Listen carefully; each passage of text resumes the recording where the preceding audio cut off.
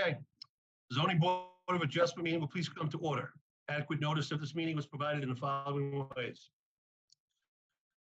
Notice published in the Courier News, notice posted on the bulletin board of the municipal building, notice made available to the Township Clerk, notice sent to the Courier News and the Star Ledger. Will the clerk please call the roll?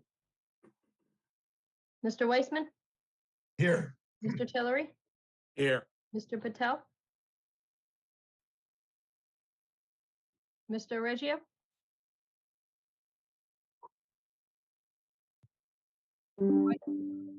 right here, Mr. Blount, Mr. Hidaka, Here.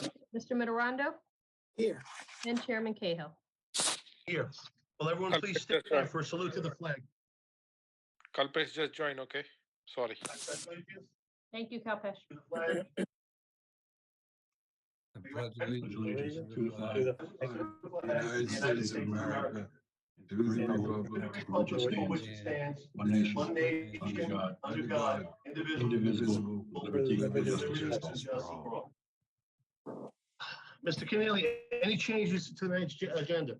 I am not aware of any changes to the agenda. Okay, thank you. Let's proceed. Let's move on to item number 5, 22-ZB-108/109V, St. Moses and Anba Abra Coptic Orthodox Church. Thank you, Mr. Chairman, members of the board. My name is Kevin Morris. I'm an attorney, Woodbridge, New Jersey, and I'm appearing on behalf of the applicant. As the board is aware, this is an existing church property located at 40 Davidson Avenue East in Piscataway. The church has existed there for many, many years, 65 plus years. Members of the board may recall that this applicant was before you back in 2018 and received the benefit of an approval for an expansion to their parking area to accommodate its worshipers. Now, by way of housekeeping, I had previously submitted our affidavits of publication and mailing for the February 23rd meeting. I understand they were reviewed and in order. The board took jurisdiction on the application at that time. We needed a last-minute adjournment, regrettably, due to a family emergency for one of our witnesses. But I understand that, Mr. Keneally, the board took jurisdiction, carried the application to this evening, announced it to the public so that we did not need to read notice. You are correct, Mr. Morris. The board has jurisdiction to proceed this evening. All right, thank you. I have 3 witnesses available, although I only intend on calling one. I've got Father Gregory Beckett from the church, Ralph Nashid, who's our project engineer, and I have Mr. Robert Walsh, who is our professional engineer and professional planner. I anticipate only Mr. Walsh will need to testify, and I would ask that he please be sworn. Mr. Walsh, could you raise your right hand? Do you swear that testimony you're about to give should be the truth? Yes, I do. Your name and address, please. Robert E. Walsh, W-A-L-S-H, 701 New Brunswick Avenue, Phillipsburg, New Jersey. Thank you.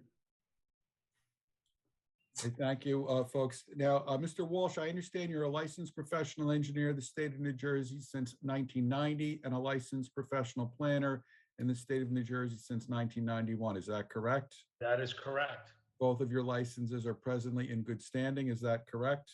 Yes, they are. Right. Mr. Chairman, Mr. Walsh testified for this applicant on the 2018 application in both capacities, both as a professional engineer and a professional planner. His expertise were accepted at that time, and I would ask that you accept Credentials are fine with me, Mr. Morris. an expert in both. Thank you. Let's proceed. All right. Now, Mr. Walsh, you prepared the plans that are before the board this evening. Is that correct? Yes, I did. All right, basically 2 aspects here. One is a vestibule and an ADA ramp addition to the existing church building, correct? Correct. I understand the ADA ramp and vestibule will provide much better ADA access to the site as presently exists. Is that correct? Yes. And also, this new ADA ramp and vestibule will additionally provide ADA access that is not currently available to the lower floor or the basement area room of the church, which is utilized for the worshipers' purposes and church purposes, and will correct that non-access problem. Is that correct? That is correct. And then the other part of this application is that there's an existing church spire with a cross on the top, and it has a pointed peak, and it's the applicant's request to put basically put a dome over that. The dome, the Coptic dome, is consistent with their particular faith. Is that correct? Yes. All right, so can you please describe the proposed landscaping that we anticipate installing in connection with these proposed improvements? Yes, I'm going to try to share screen if it's okay. Please. Entire screen.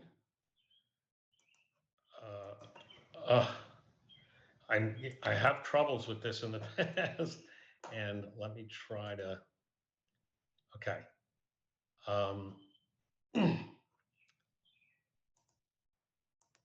Can you see that? No. Negative. Not yet. Okay, hang on a second.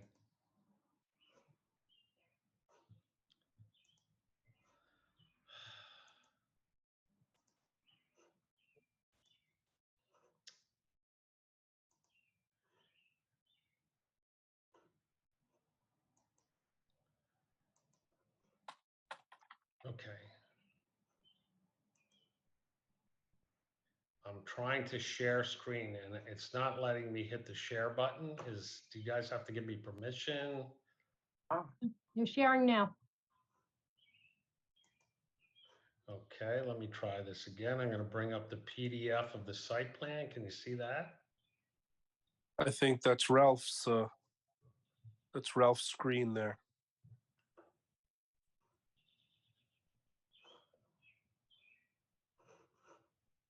The only thing appearing on my screen is the word Zoom. Yeah, Yep. same here. Mine too.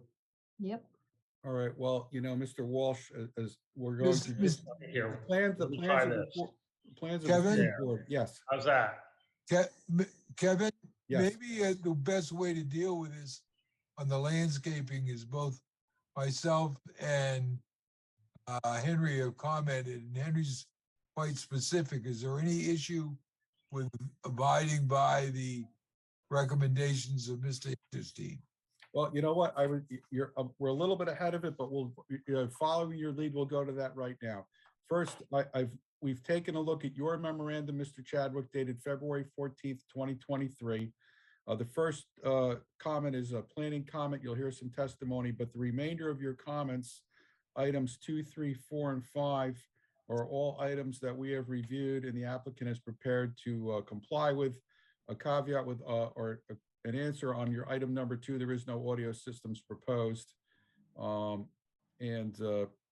We did have a. What I was hoping, Kevin, is to get by this landscaping where we couldn't get the screen. If you can agree with Mr. Interstein's comments, we can move on. We reviewed the second memo dated February 23rd, 2023, site impact comments, which include all the landscaping, grading, and so forth. There are 12 items, and we are prepared to comply with all of those items. Item 13 of that memo indicates we need to submit to the county planning board. That's already been done. So basically, we can comply with the terms, conditions, and recommendations of both professional memos. Fine. That's I was just fantastic. hoping to move this along. Right, that's fine. So I think we just did. yep. So other than that, it's a pretty, I'm happy to be before you with a rather simple application. And if there's no engineering questions, I would then ask just Mr. Walsh to give us some very brief planning testimony before the board deliberates. Do Okay. any members of the board have any questions? Okay, hearing none, you can proceed, Mr. Morse. All right, so now, Mr. Walsh, in addition to your engineering testimony and review, you've also analyzed the subject application from a professional planning standpoint, correct? Correct. All right, the use itself of the church is an inherently beneficial use to which we're providing this really vestibule and ADA addition. And again, that requires a use variance, correct? Technically, Yes. we're adding on to it. And then the other aspect of the use variance is the existing steeple or spire with the cross on the top of it. The dome actually exceeds, because we're technically in a residential zone, it's at 45 feet and we're supposed to be at 35 feet. So that invokes a use variance for height, correct? Correct. However, we are not increasing the height. The top of that cross will remain unchanged, correct? Correct. And basically, the dome just comes up a little farther, and what appears to be a little pointed spire to the cross now gets domed over with a Coptic dome, correct? That is correct. All right, now, since we're an inherently beneficial use, we don't need to talk about special reasons because the use itself is considered one that supports the general welfare. So basically, it's to seek a balancing test. We talk about, is there any negativity, correct? Correct. Right, so you've had the opportunity to review and analyze the application in that regard, correct? Yes. And do you, are you able to identify, are there any negative impacts that will be caused by the continuing use of the property as the church with these proposed additions? No, will remain the same. The height will remain the same. It'll continue to be a place of worship and with the same building height with just then the architectural motif will be essentially upgraded to match the ADA improvements that are being proposed. And these improvements are not done to increase the size of the congregation or use of the church, but it's really done simply to provide better access for the existing congregants and to add some of the architectural flair consistent with the Coptic church, their dome, and the way that type of style of their faith. Is that correct? That is correct. All right. And again, will there be any negative impact on any or adjacent or neighboring properties with regard to this proposed development of the property? No, there will not. The character of the neighborhood will remain exactly the same.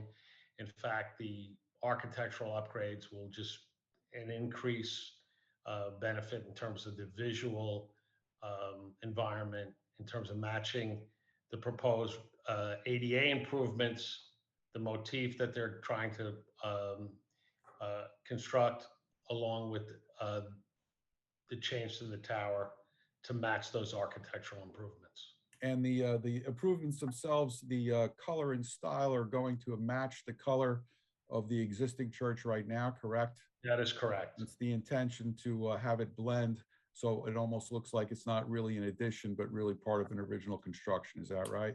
Yes. All right, and it would be your, can the relief here that we're requesting, can it be granted without substantial detriment to the public good and without substantial impairment to the intent and purpose of this township's zone plan and zoning ordinance? Yes, that's correct. Okay, and that would be your planning opinion based Yes. upon all the testimony, correct? Correct. All right, so if there are any planning questions of Mr. Walsh at this time, we would invite them. Does anyone on the board have any questions? Nope, proceed, Mr. Morse. Maybe we just want to confirm there will not be any audio system in the dome. That is No, correct. there will not. What color is the dome? The renderings that I've seen is a light blue, and I'd have to just verify with Okay. Ralph whether that's correct. That I couldn't catch it, so that's why I asked.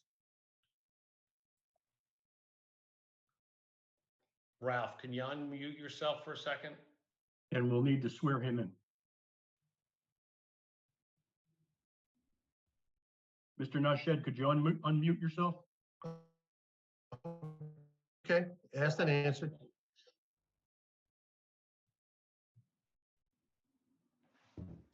Ralph, unmute yourself.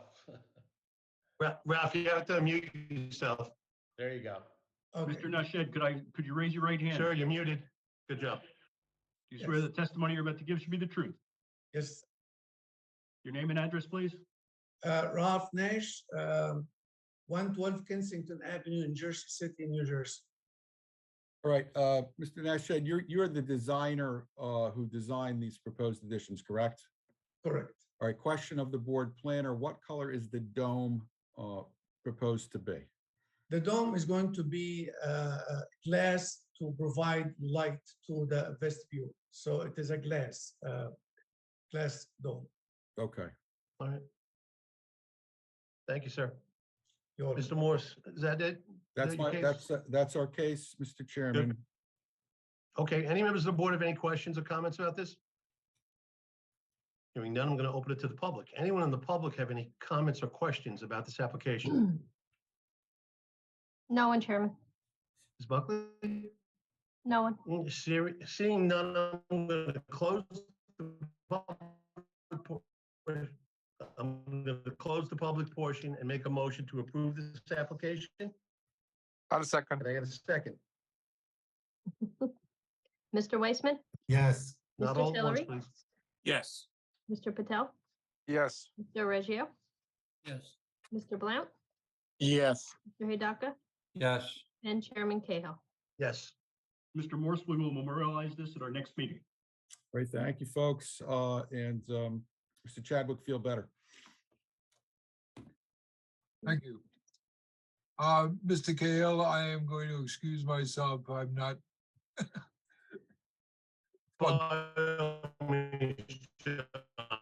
Please take John. care of yourself and mend up, okay? Thank you. We'll see you at the next one. Okay. I will. Let's proceed to item number 6, 23-CB-17V, Venkat Pudalaparte. Did I kill that name or what? Yeah, Padalapati. Okay, I tried my best. Okay, I need to swear you in. Could you raise your right hand? Do you swear that the testimony you're about to give should be the truth? Yes. Your name and address, please? Venkat Padalapati, 2 Tisserie Court, Piscataway, New Jersey, 08854. Thank you, sir. Could you explain to the board what you'd like to do here? Yeah, I request for a 6 feet solid vinyl fence for 5 feet inside the property from the property line. That's my request for the variance. Did you have an opportunity to look at Mr. Hinterstein's report? Yes, I did look into it, and if I understand, he's suggesting to put 15 feet off of the property line. Yeah, the current proposed location is in the site triangle, so we cannot approve that. And Mr. Hinterstein is suggesting that you move it 15 feet off the property line. Can you do that? May I request for 10 feet off because my property itself is very small. So I'm okay to do like 10 feet inside instead of 15. May I request for that on the Maple Avenue side? Mr. Chairman, you may want to check with Mr. Hinterstein. Yes, Henry, could you please comment about this? Yeah, again, this is typical solid fence in a corner property. As we've asked many times before, we've asked residents and applicants to move the fences, typically 15 feet, if not more, in order to keep the site corridor open of the roads, so that the encroachment of the fences do not impact the neighboring properties. In this particular case, we are in an R75 zone, so the front yard setback is a little bit less at 25 feet.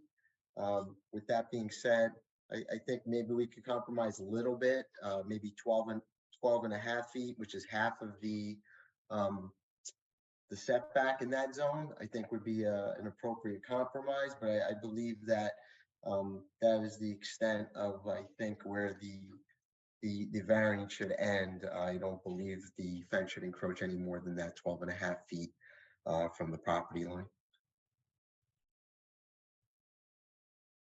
I mean, the applicant also has the ability to put a 4-foot fence that's 50% solid up to the property line. So, you know, if it's a matter of wanting to fence the property, you know, they're entitled to do a 4-foot high, 50% solid fence. But if they want to use a 6-foot solid fence, my recommendation would be 12 and a half would be the bare minimum that the board should approve. That's a good compromise, sir. Okay, so in that case, I'll go with the 12.5 feet inside the property line with 6 feet solid fence.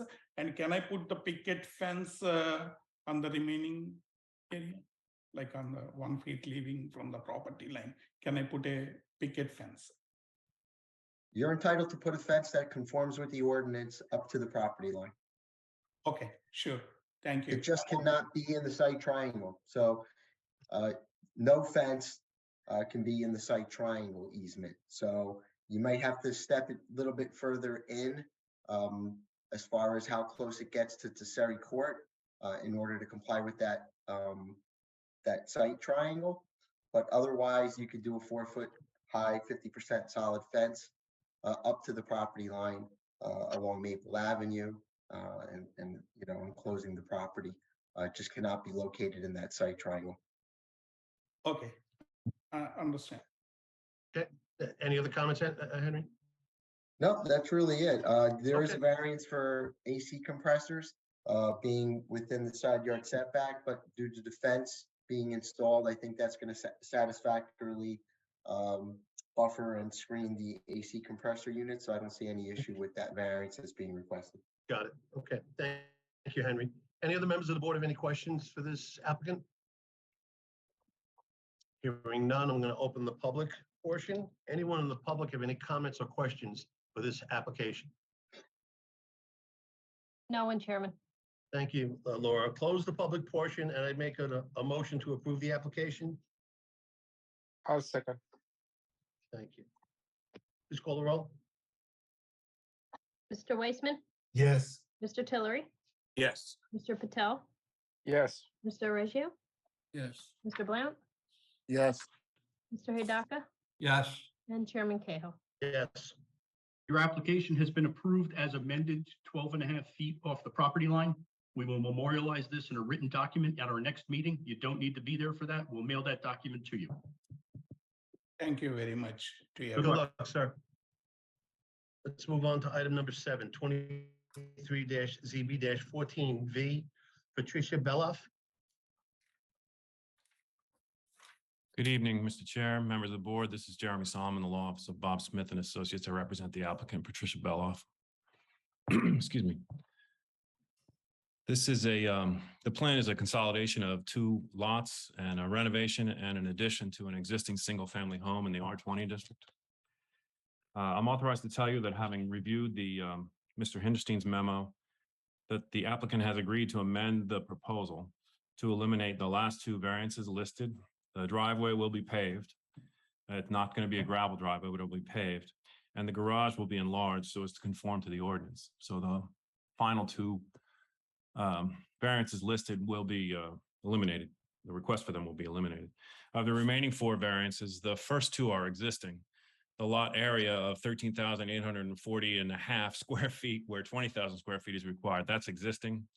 And the lot depth of 125 feet, where 150 feet is required, is also existing, pre-existing. The remaining variances are for a proposed 27.5 foot front setback, where 40 feet is required, and then 2 side yard setbacks, 1.8 foot for the covered deck and 2.7 feet for the shed. In both cases, 8 feet is required. I'll have the testimony from the engineer, but with respect to the front yard setback, I believe it's for the most part dictated by the architectural covering over the entranceway. You'll hear some more testimony about that. As well, the side yard, I'm told that they both have existed for many years, the side yard setbacks that are existing, the 1.8 feet for the deck and the 2.7 feet for the shed. In fact, I'm told by the applicant that her husband constructed that deck over 30 years ago, and she's never had any complaint from a neighbor or anybody. Excuse me. As a witness, I have Paul Fletcher. He's an engineer and a planner who will testify as to the details of the proposal. The architect, Phil Iannito, is present. If you have any questions for him, as well, the applicant, Ms. Beloff, is also present. I anticipate that only the engineer will need to testify, but I have them available if you have questions that that the engineer isn't able to answer. If we could arrange to have him sworn and Mr. Fletcher, could you raise your right hand? Do you swear that the testimony you're about to give should be the truth? Yes, I do. Your name and address, please? Yes, Paul J. Fletcher, 54 West Pond Road in Hopewell, New Jersey. I believe Mr. Fletcher has been accepted by the board as an expert engineer and planner on prior applications. I'm taking the liberty of sharing my screen. Let me know if you can see the engineering plans. Yes, we can. Okay. Mr. Fletcher, I'm sorry, you said he's qualified? You accept him as an expert? Yes, he's appeared before this board on prior occasions. Mr. Fletcher, can you address yourself to the variances requested in this application? Certainly. Subject property 30 Suddy Avenue, lots 15 and 16 in block 7706.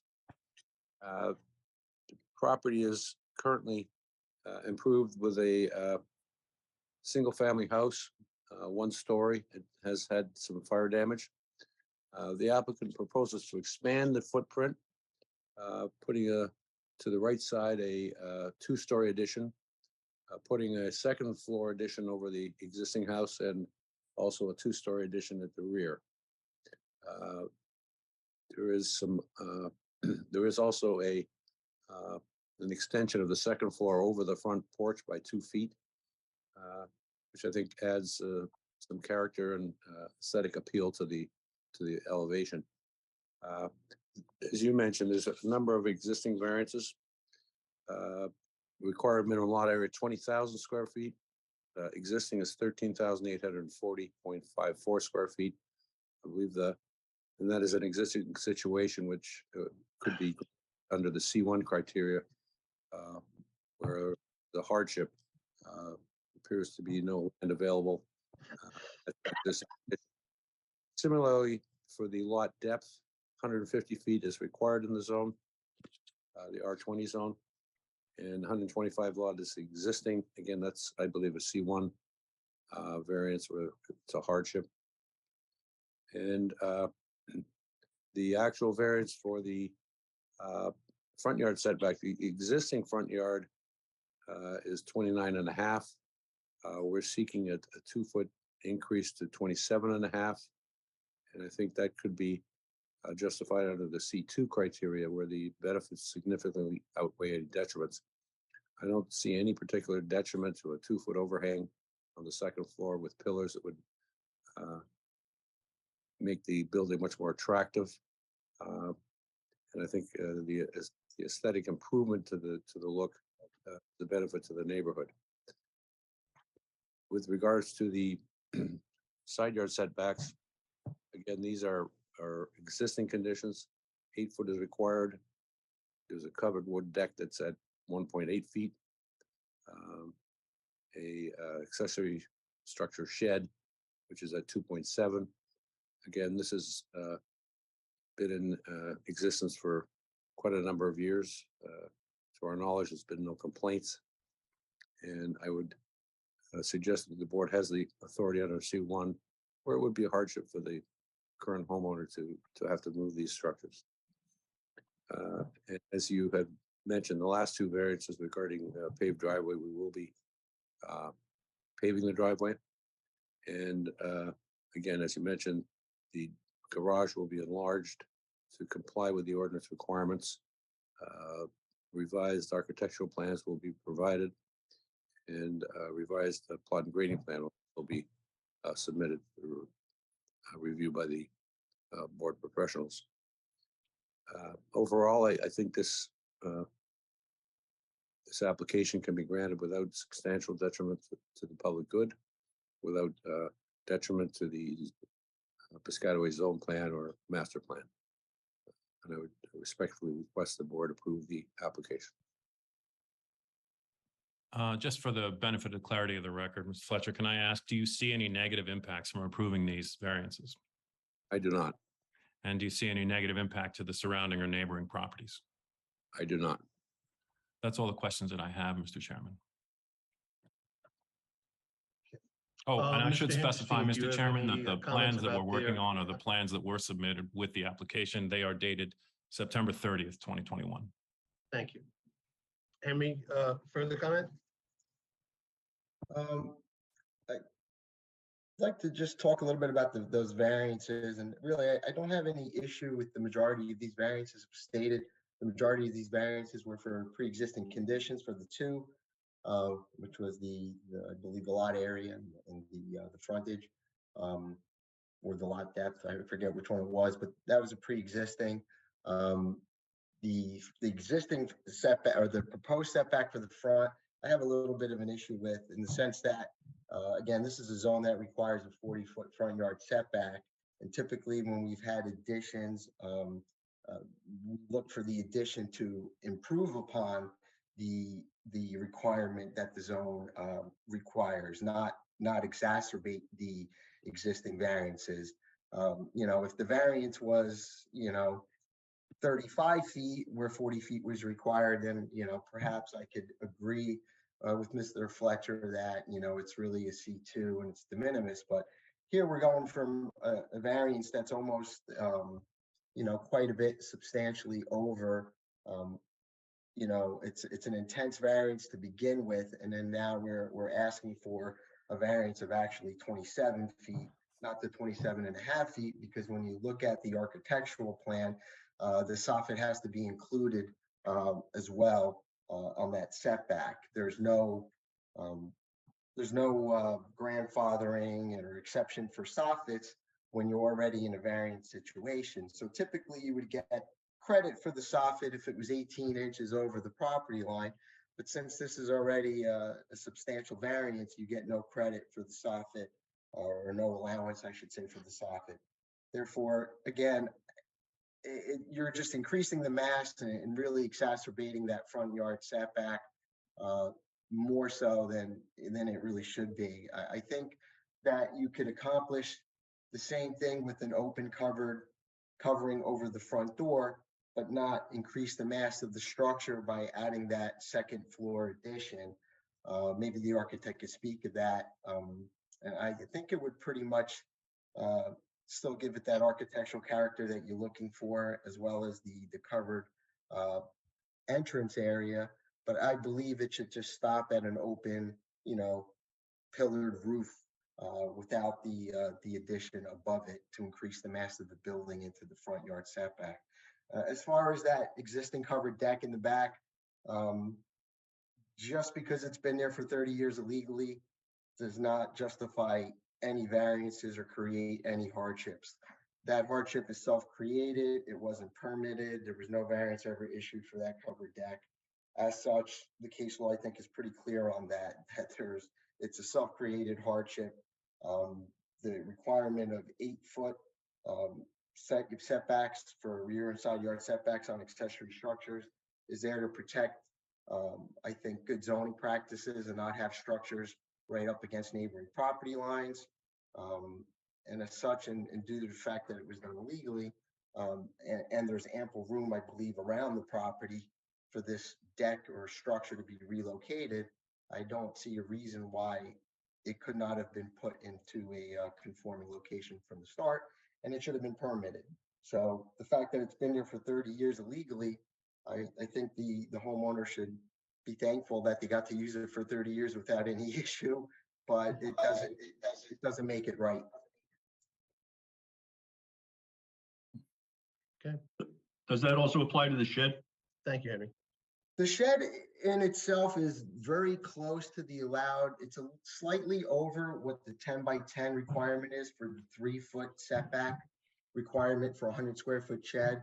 So as such, I don't have an issue with the shed because it's just slightly over the 100 square foot allowance of a shed in the sense that it's not an accessory structure. So I don't have an issue with the shed being on the one side, slightly under the requirement that a normal shed would be required to have. This is slightly more than the 100 square feet, which is why the 8-foot requirement exists. But I think it's close enough to that 100 square feet that that variance is acceptable, I think, for the shed. It's really just a covered deck that is extremely out of character with the accessory structure requirements. Again, it was an illegal structure. It wasn't permitted, or variance was never issued for it. And as such, I think it should be relocated to a conforming location or removed. I mean, if it's 30 years old, it might be on its last leg anyway. But that being said, I'll leave that up to the applicant. And again, I think I don't have an issue in concept with the covered entranceway. The issue is the mass of it with the second floor addition above it. I think if it was just a covered entranceway with the pillars and just stopped with either an A-frame or a pitchback, slope back roof, I think we're fine. But once you, I think, put that second floor addition on top of it, now you're really exacerbating the mass of the structure and the front yard setback that exists there today, which is already an intense front yard setback variance and definitely further out than all the other two homes on either side of this property. Bless you, whoever that was.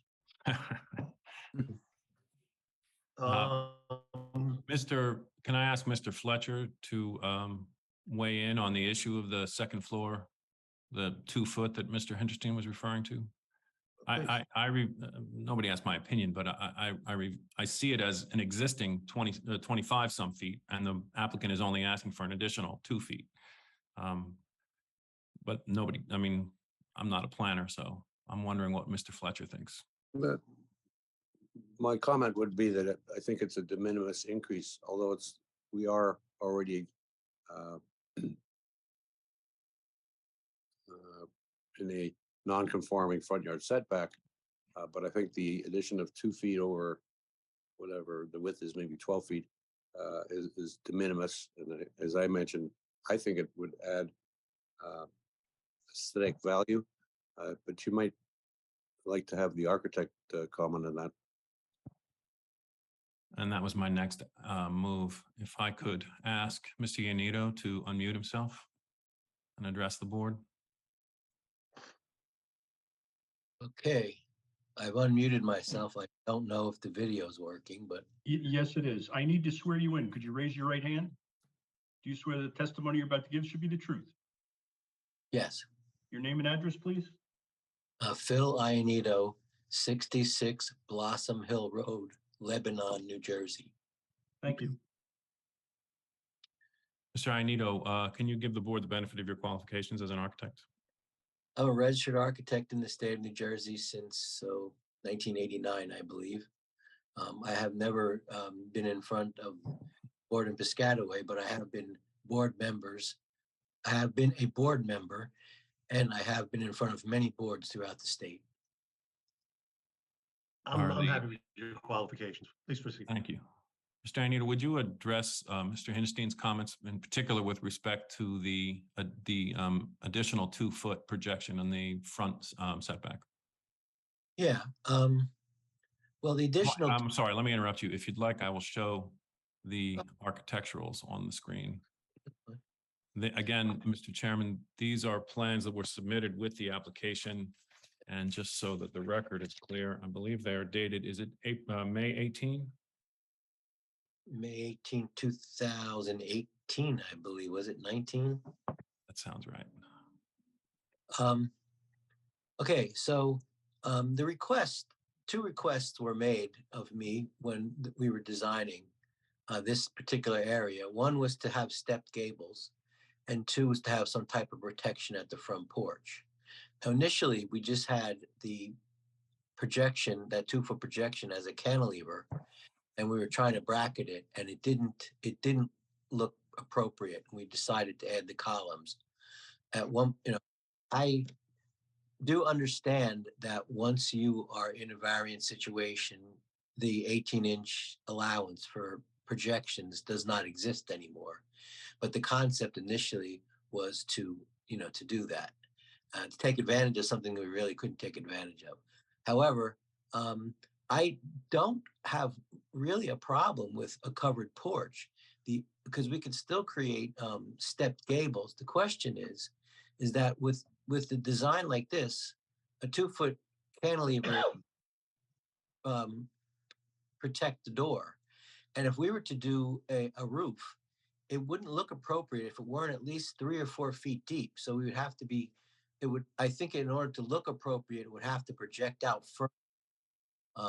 Just a design comment.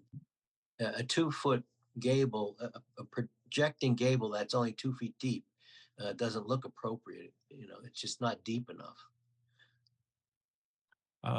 Is it fair to say that you mean to say if there was only a roof there, it would actually project further into the setback than the existing structure that you've proposed? In order to the structure you have proposed. In order to look appropriate, I would suggest that it would have to be further, project further, at least 3 feet, if not, if we could get 4, I'd prefer it, but at least 3. And so then this design accomplishes the goal of protecting the front entryway while projecting less into the setback than a simple roof would. Yes. Okay. Mr. Majewski. Yeah. The A-frame gable that you have over the addition, isn't that 2.5 feet? The You A-frame mean gable, this bit, this part here? Yeah. The gable over the addition, over the entranceway is 2.5 feet. And you just said that a 2.5-foot gable wouldn't look right. well, that's a cantilevered projection. A 2.5 foot just gable with no window in it, just the roof itself. Yeah, but it's really the same thing. I mean, Covered the porch. issue, the issue I have is the mass of the structure above the entranceway. I don't have the problem. So if that gable was lowered to so that the point was at the, at that window, or maybe the window was shortened a little bit, and Yeah. The gable was just over the door with an A-frame, yeah, would it be better if it was wider? Sure. But the problem is you have an existing variance situation here, which is over 10 feet more than what's required by the ordinance. So, I mean, the problem is balancing what the want and what, ideally would be look the best with the ordinance. And I think really, I think the township could just say, I don't think that exacerbating that front yard setback is a good idea. I'm not saying that. I'm saying that I think the mass has got to be more open and less than what's there now. The addition does provide a little bit of architectural character, and again, perhaps the A-frame just over the doorway or some other modification to that would still, I think, give it some interest and some character without really substantially increasing the mass of the structure into that front yard setback, which is already in such an intense variance state. Okay, just to not to complicate things, but there is a stone veneer which could be thin stone, so it would only be 2 inches. So we do have, from the existing facade, we would be another, with finish, we would be another, 2 inches beyond the siding that's there now. Because the desire is to put a stone veneer, but it could be thin stone, not 4-inch, a thin, like applied stone. Well, again, if you're putting the covered roof over the entranceway, that's going to be projecting. It would project approximately 2.5 feet out anyway, so it's going to be more than what the stone veneer is anyway. So I don't see the stone veneer being the issue. I would request, if I could, for the roof with its soffits to be like 3 feet from, if we did it just a gable, so I could have enough room to make it look appropriate. At least I don't have an issue with that, as long as it's just a gable roof over the entranceway without the addition above. I think that could work. And I could try a hipped as well as gabled roofs, until the owner's satisfied. Okay. Thank you, Henry. Mr. Cahill, we're at a point where it looks like the applicant impasse. might have to supply revised plans for the consideration of both the board and Mr. Hinterstein. Mr. Solomon, can you talk to your client or find out how you'd like to proceed with this? You can see obviously that the temperature in the room is that Henry wants certain things to be adhered to, and the board, 9 times out of 10, we always go with the expert engineers that we have in the township. So I think we're at a bit of an impasse. Yeah, might be more efficient, most efficient if you want me to quickly address Mr. Hinterstein's review letter. Oh, sure, please. I might as well, just so that we have a complete record. We haven't discussed item 1 or number 2, and the applicant will comply with those items. We discussed item number 3. Number 4 is the setback that we just finished discussing. Paved driveway is number 5, which we said we would comply. And I think number 6 is something Mr. Fletcher or Mr. Iannetta will take care of. Okay. Anyway, in the interest of completeness, I thought we should address that. No, I appreciate Yeah, plus we have to deal with next time. If you wouldn't mind, I could go on mute and try to reach out to my client. Please proceed. Yeah, that's fine. Thank you.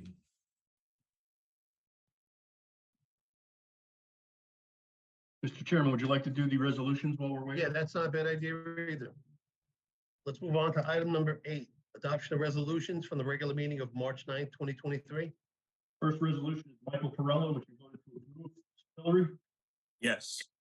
Patel, Yes. Mr. Reggio. Mr. Heyduka, Can't hear you, Jim. Mr. Heyduka, Yes. Chairman Cahill. Yes. Next is Deborah Doroteo, which you voted to approve. Mr. Tillery, Yes. Mr. Patel, Yes. Mr. Reggio, Yes.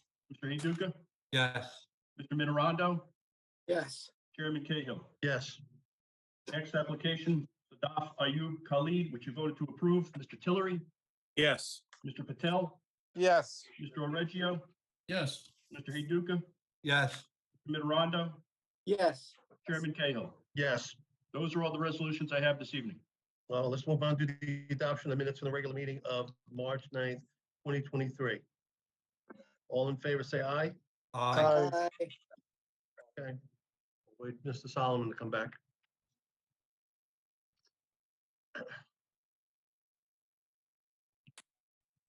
Only to 420 milliamp, we go to 605 milliamp. Is Henry there? Yeah, I'm here. Yeah, Henry, just make sure that we get the language down, Pat, that that we want the township before Yeah, I mean, we take a vote. Yeah. Because we're all a little bit all over the map a little bit with what they proposed No and what, problem. you know what I mean? It's really, I mean, there's really, at this point, there's two issues. If they agree to remove the deck, and I think, you know, modify the roof over the entranceway, I think we can move on this tonight. And Okay. then I'll work with the applicant on the design of the porch as long as it's not more than 3 feet. So, Got I it. mean, Okay, if so that's there's smart. pushback on the other issues, then that could be an issue. Okay. So, I mean, I would propose to get it done from both and compare, and I'm pretty sure.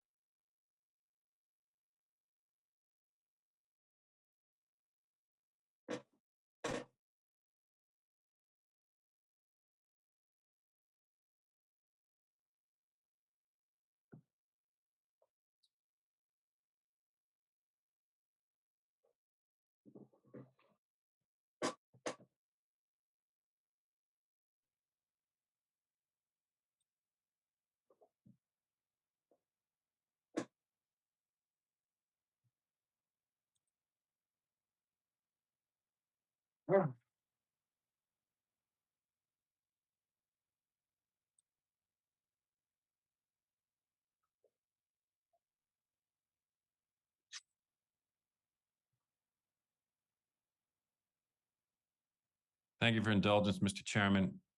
I did stop sharing screen, right? Yes, Yes, you did. Thank you. Okay, good. I spoke to my client.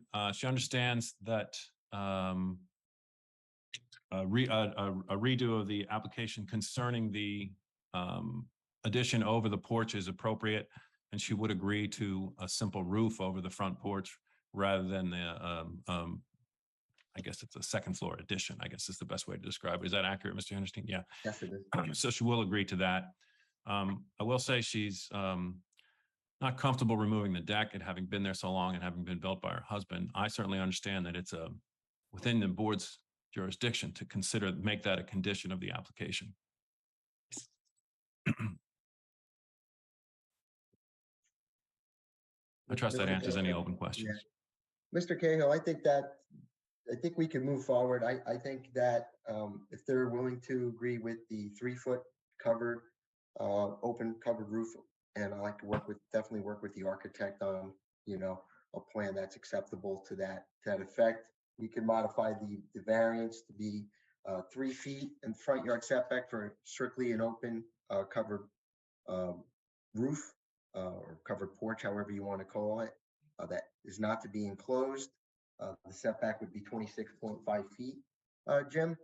Yes. And I would impose the condition that the illegal covered deck structure needs to be relocated or removed as a condition, simply because, again, I just don't feel that if we allow illegal structures, regardless of how long they've been in place, to allow to remain as such, then what's the point of having a zoning ordinance and requirements when people just do what they want and then say, when they finally get caught, oh, it's been there 10 years, it doesn't make it right. And I think, again, case law has proven the fact that even mistakes, when honest, do not justify hardship variances when they're self-created. If I could, Mr. Chairman, I'd say I certainly agree with Mr. Hinterstein's interpretation of the law. I have no quibble with that. My point being only that it's been there this long and no one has complained about it. Beyond that, I'll submit to your jurisdiction.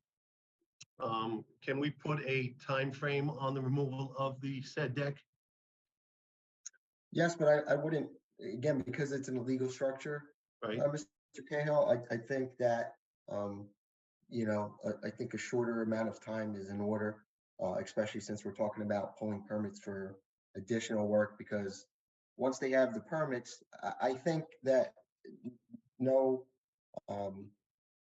in cases like that, typically we want the illegal issues resolved prior to building permits being issued. Understood. If not, You're suggesting that's a condition of permit issuance? Correct. Rather than CO? So, yeah. Understood.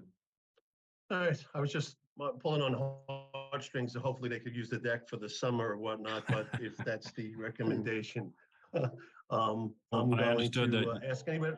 It's certainly within your jurisdiction to make that a condition of permit issuance, yes. I follow the lead of my expert engineer, and I'm going to renege on that offer.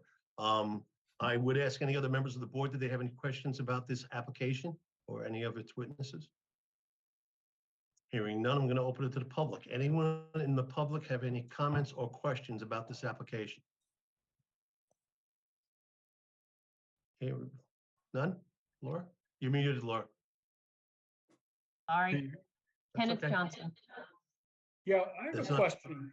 Okay, hold on, sir. I need to swear you in. Could you raise your right hand? Do you swear that the testimony you're about to give should be the truth?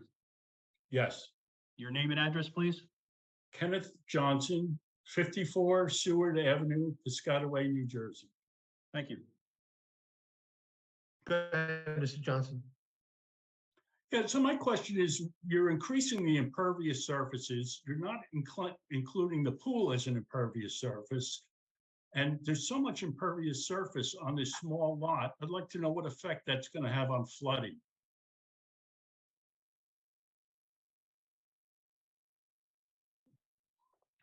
Mr. Fletcher, can you address that question? Sorry, you beat me to the mute button. Yes. Our calculations that are shown on the plan, pre-development impervious is 3,400. Post-development is 3,700. We're increasing the total impervious on the lot by 316.5 square feet. So I don't believe that that is a significant increase. What do you base that decision on? Do you have data to support that? Well, I can calculate the increase in runoff and it will be nominal.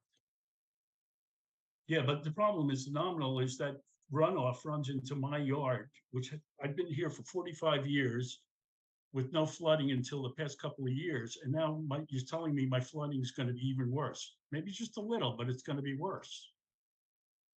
Well, the roof leaders will be directed towards the gutter line, as will the runoff from the driveway. The increase in impervious is from the house, so I don't think it's going to exacerbate the runoff to the neighbor. Where does that water go? We're going to direct it to the front of the property. It'll go over the, in fact, there's an inlet in front of the property. We can tie the roof leaders into the inlet if the Piscataway Engineering or Mr. Hinterstein would prefer. I don't see any issue with directing the roof leaders to the inlet. That should not be an issue, which would eliminate some of the existing and proposed runoff. What do you mean by inlet? There's a storm sewer inlet in the street. I thought Piscataway didn't allow runoff to go to the street. I read that it had to be handled on your property. Am I misunderstanding that? I believe you are. So I can take my runoff and run it right out to the street. You're telling me I can do that? Henry, he might be thinking of sump pump. You cannot directly pipe to the street. He's talking about piping directly into a storm sewer catch basin. So you're not going to see the water. The water's not going to be directed to the curb line where it could freeze in the wintertime. It gets directly piped into the inlet catch basin. And so that runoff is actually not going to be directed to the street. It's not going to be over land flow anymore, which is the way it is now probably. That's what I think perhaps you're maybe confusing. The township doesn't want sump pumps or leaders directed or piped to the road directly due to icing conditions in the wintertime. But if you directly have the ability to pipe it right into an inlet due to the close proximity of an inlet, which there is one in front of this property, that is never looked upon usually in dismay. So I think that's a good solution, which will actually reduce the runoff from this property to the neighboring properties and probably increase or improve the situation that may exist out there today. And does that go for the back side of the house as well? They're going to be directed towards the front of the house? Yes. And is that going to be included in the plan? In the revised plan, yes. Okay. I'm worried because I haven't seen flooding. I've been here for years, and the past couple of years I've seen flooding, and it's coming from that lot. I have a couple more questions. This application, it says it was filed by the ex-wife of the owner. I'd like to know if the owner's aware of it, and are his children aware of it? Mr. Solomon. I guess I don't know how to answer that question. Memory serves, the application includes a sign off from the husband, if that's who he means by the owner. The copy that I have, there's no sign off by the husband. It's a separate, I don't have it in front of me. I believe it to be a separate document that's included with the application. Ms. Buckley, is that accurate? Yes. Okay. That, and also, I guess I don't know what relevance the children of either of the two parties would have to this application. Well, I mean, these are the owners of the house, so they both have signed off on the application. Nobody else asked. That was my question, and I just feel their children should know about it too. I see. And then I have one other question. The shed that's in question here is in a state of disrepair. There are no doors on it, so it's very likely that shed is going to be replaced in the near future. The shed's been there for over 45 years. Can we somehow specify that it would be located correctly when it's replaced? Mr. Solomon, I think that's a fair request, correct? I was thinking, I was going to ask you, Mr. Hinterstein, if in the process of replacing a shed like that, should it become necessary, a new permit is required anyway, right? New permit is required, but technically, if you replace it exactly in kind and there's a variance issued, it could technically go in that same location. But I think for I'm sorry, you mean the location that it's been in for 45 years? That location? No, with the variance. Again, that's a reasonable request, and we've done that before where we've allowed things to remain, but once they are replaced, we say that they should be replaced in a conforming location. Again, if it's a 100 square foot shed that is put in, this would move literally, 4 inches from where it is now, and it would conform. So, but I think that's a reasonable request. I don't think the applicant should have really any issues with that. If I'm sure she does wouldn't. replace it.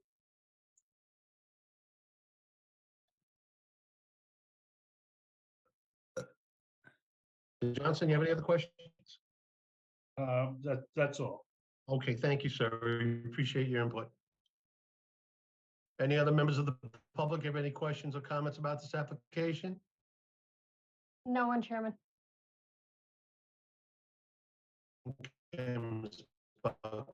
Close the public portion. Tell us, I make a motion to approve this application with the concessions by the applicant.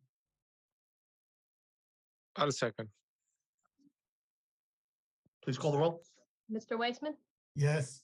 Mr. Tillery, Yes. Mr. Patel, Yes. Mr. Reggio. Sorry, I muted them.